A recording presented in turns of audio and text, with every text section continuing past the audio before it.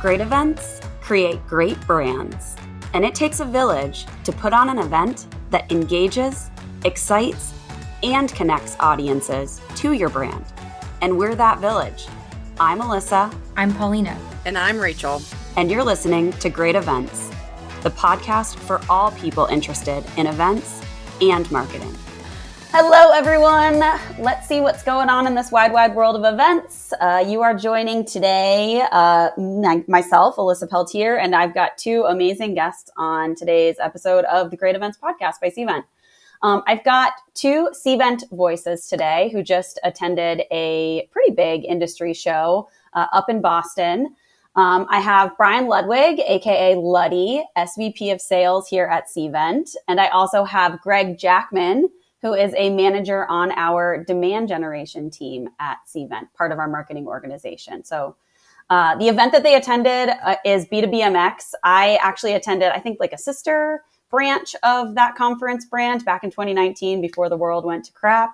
But yeah, I think it's pretty much a show that's comprised of a lot of marketers.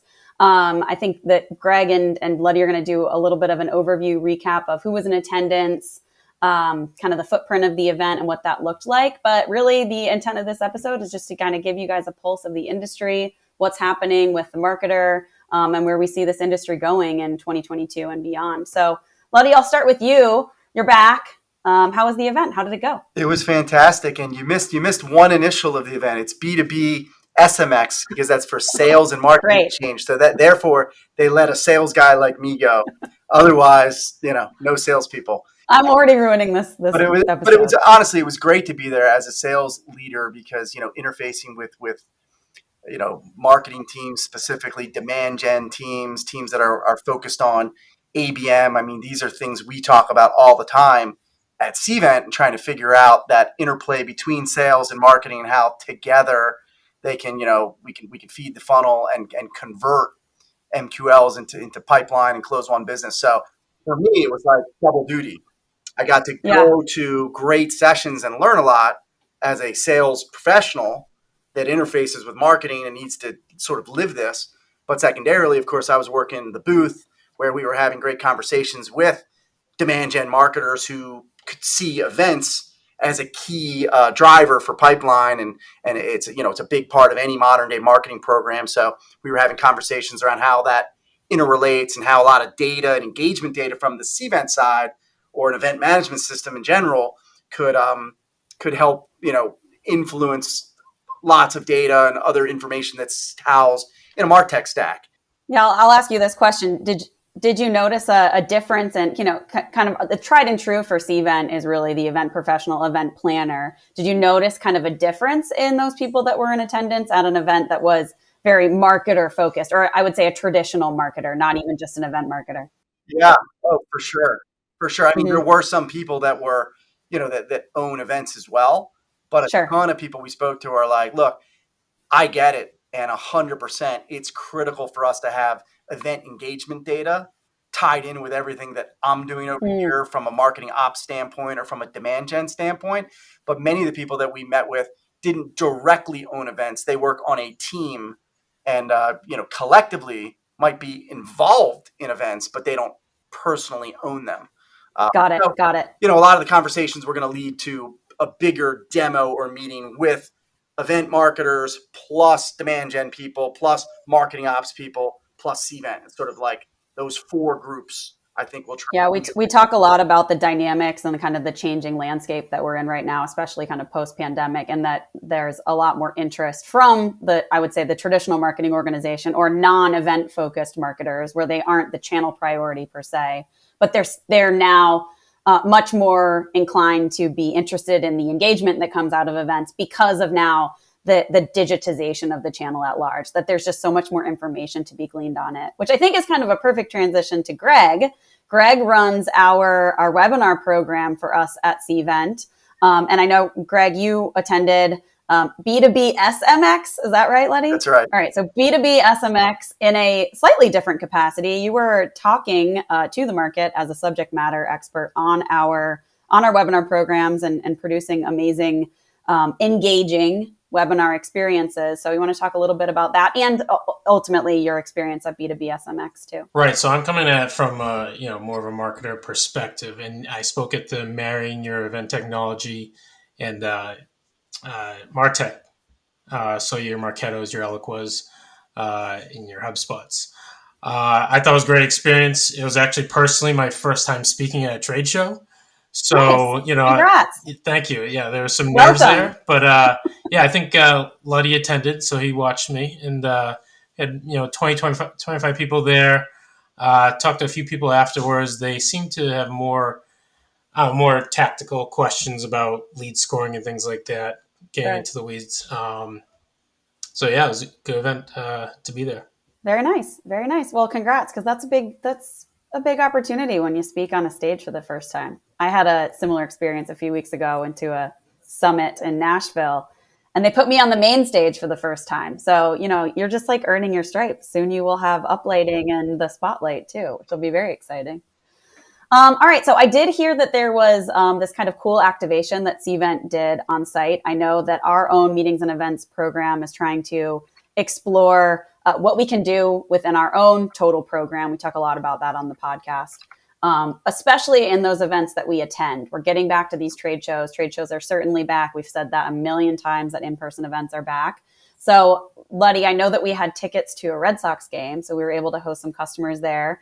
Can you talk a little bit about, just overarchingly the experience of that, but also kind of the strategy behind inviting customers to these kind of exterior events, or like events within events, if you will? Yeah, it was pretty cool. We actually, believe it or not, it's a little bit unique. We did not have tickets to the game.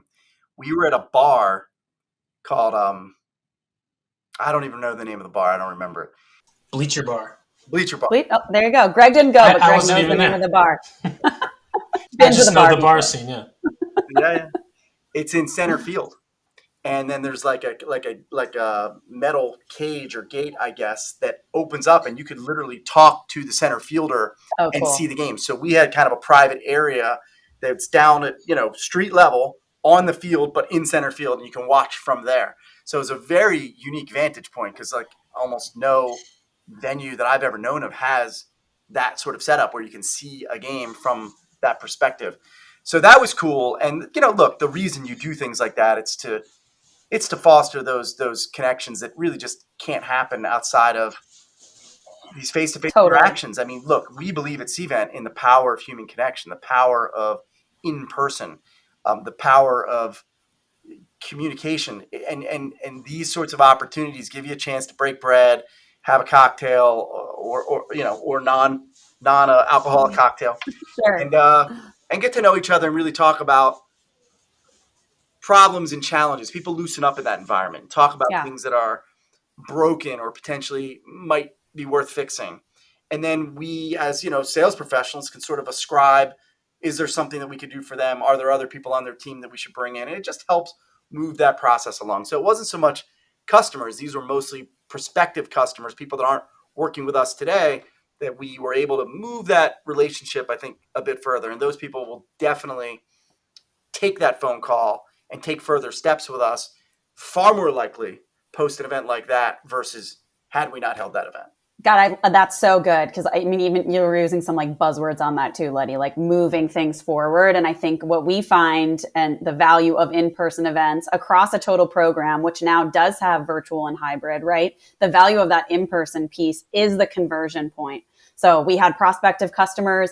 We think they're going to move into another stage in our funnel as a result of that interaction, as opposed to what Greg supports in our webinar program, which is really like the catching all the fish, right? It's trying to get masses. It's trying to get volume. It doesn't necessarily lead to the conversion, but that's where we supplement in our event strategy, in our marketing strategy holistically, other tactics, other channels that includes events to try to progress those things. And relationship building is certainly one of those. So ironically, this was a big topic of the conference itself, that top of funnel activity and getting sort of, people in at the highest level, very different activities than middle of the funnel and bottom of the funnel. And you need a different strategy and different approach and different marketing interactions, marketing and sales, and more of a volley than a relay race. Like the old days, like, look, marketing gets it here, hands it off to sales, then you're off to the races. But now It's more of a volley throughout where both teams can influence that buying cycle. It's not so linear Right. in anymore. It's more back and forth and then getting the outcome. Interesting. So, okay, so that's a really good transition. So what were some of the other themes? Greg, I know you kind of staffed the booth a little bit too. Did you notice any other providers that were, not event tech, but just kind of other big themes that might have come about? No, I mean, so a few people did approach me at the booth after my presentation, just asking me questions about, automation and lead scoring.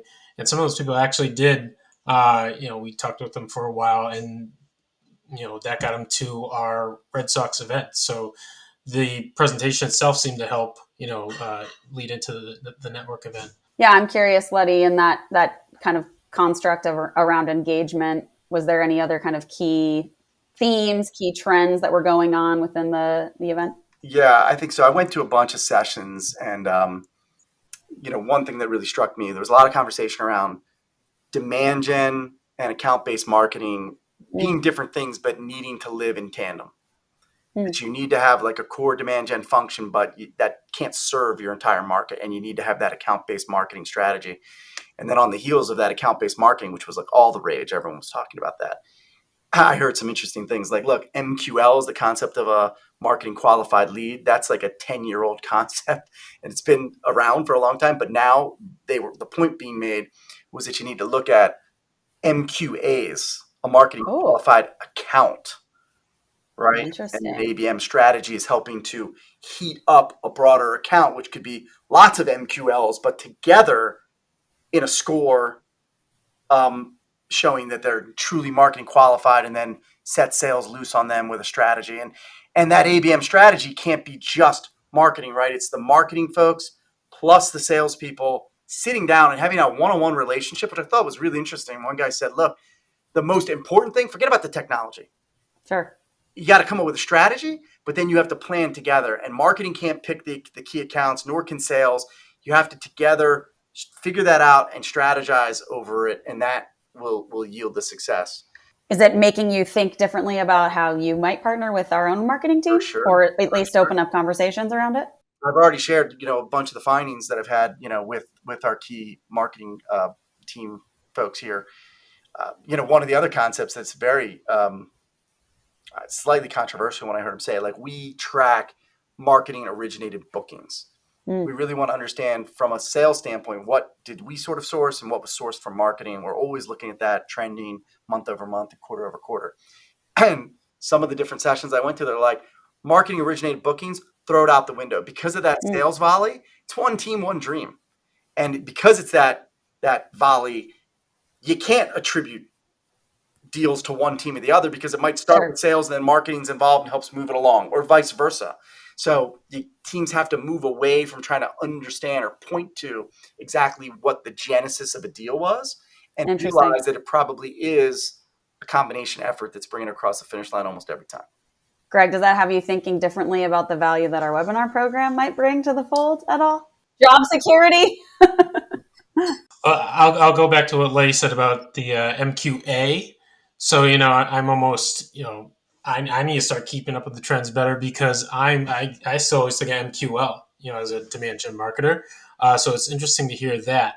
Not as familiar with account-based marketing, but I was going to say, you're not unique in that way either. I would say many people who are listening to this are also still measuring, let's say, events, right? Because the majority of our listeners are going to have some relevancy to events, are still likely measuring their events with that lens. They're still operating in the 10-year-old plus model. So I find these types of conversations interesting, because it gets our wheels moving as event marketers, as planners, about what are we contributing, right? What is the value of this channel?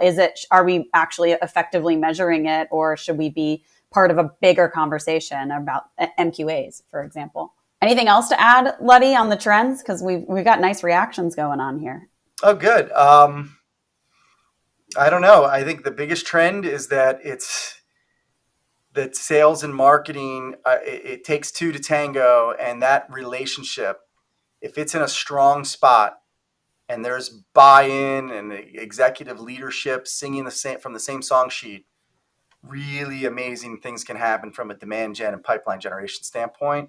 Yeah. And as I talked to other execs there, I was asking a lot of questions around how they interact between sales and marketing, what that relationship looks like. Mm-hmm. And I think in many organizations, it's more stilted and it's more, what's the right word? More finger pointing or more sort of Frosty. a little crusty, a little frosty, Yeah, a little a little something. frosty. So it really gave me perspective and a warm, fuzzy feeling because Yeah. at CVent, I think marketing and sales are really, really tightly aligned and have the same vision. So I walked away feeling really good about our relationship, and it it makes sense why we've been able to grow our business and with inbound leads and with pipeline generated, and a lot of this has been working for us, and we keep iterating on it. Of course, as time goes on, same old tricks don't necessarily work, and we have new and improving strategies that we put in place. But it's that alignment that has really helped us evolve and do great things together. Yeah. And I think, I mean, to just go back to what you're saying initially, where you're saying you got a lot of good ideas and you noted some things and you sent those over the table, because you have that positive relationship, you're able to continue to progress, to continue to evolve easily or with less friction, because you already have that partnership in place. So going to shows like this, you get excited and you know that it's possible, right? It's possible to change because you have that partnership, which I think is really great. Well, with that, I think we've been running perfect amount of time here. I'd love to wrap things up. Greg, I'd love to hear kind of your big takeaway, whether it's personal. Are you going to speak at another event? I'm very eager to know that. Are you excited about speaking? Yeah, I mean, it was a great experience for me, and yeah, I'd be open to doing more spots like that for sure, and just meeting and networking with other event planners, marketers. Yeah, so it was great. Awesome. And Letty, what about you? Well, my takeaway is staying at a casino is always a little bit dangerous. Of course. I may or may not have made a donation. In Boston? I didn't even know that this was a thing. We were staying at a Wynn Encore. Oh, Literally, fancy. it's got the same stylings and accoutrements as the Wynn Encore in Vegas. Yeah, it's a Vegas level It for was sure. Vegas level. I didn't even know that it existed when I sort of signed up and said, sure, I'll go as an exec to the event. And then luckily enough, I was able to make a donation. So that's one takeaway. And I think the other is that we, CVent as an organization, we need to continue to invest in this channel, in meeting with demand gen folks, ABM folks, because they get it. They're like, look, we can measure and monitor every webinar touch point, every digital touch point. We've instrumented our business to understand where all these people are coming in from and scoring all of that. And wait, are we asleep at the wheel that when someone goes to a 3-day conference, we don't know what they're interested in, who they're engaging with, how much time they're spending here, there, everywhere? But that's exactly what we do. We take that physical footprint, we digitize it, and you can marry it, to Greg's point, marrying all of these things with all of these other digital imprints that we've already got. And now those things together can even give a more informed view of buyers and how engaged they are. Yeah, and Pauline is one of our other hosts on this podcast, and she and I talked about this in our I was going to say webinar, but it was not a webinar. It was a live event experience back in Nashville with a group of event marketers. And we were talking about just the immaturity of the events channel at large. And it's going to be a partnership between CVent to explain how to evolve that channel. It's also going to be part on the marketing organization to want to invest in those digital elements, to want to reap all of that data out of this channel, because it's such a rich environment. There's so many insights to be gleaned from just a single event experience. I can't even imagine what the conversations were like just at that ballpark game, but I'm sure there was tons of information that you would extract to be able to then convert those relationships into new business opportunities. So I think it's a partnership between us and the market to try to evolve this space, just like what you were saying, Luddy, to try to, enhance the value of what events bring to that broader marketing mix. So with that, thank you, listeners, for joining us today. Great conversation, great digest, great pulse of the industry that we got from Greg and Luddy today. We hope you guys enjoyed it as well and found some inspiration or some takeaways that can also maybe be used to inspire your own programs as you work to bring them back out into the real world, back out in person. And as always, we do want to know what's going on with you. Send us a message. shoot us a DM on Instagram. I always like to say, for all the Gen Zers, DM us. Also, you can always send us an email at greatevents@cvent.com. We would be happy to feature you on an upcoming episode. Once again, my name is Alyssa. Thanks to Greg and Luddy. And we'll see you next episode. Bye. Thanks for listening to this week's episode of Great Events, a podcast by CVent. If you want more resources on how to make your events great, go to community.cvent.com. That's community.cvent.com. Or if you've got a question for us or just want to say hi, email us at greatevents@cvent.com.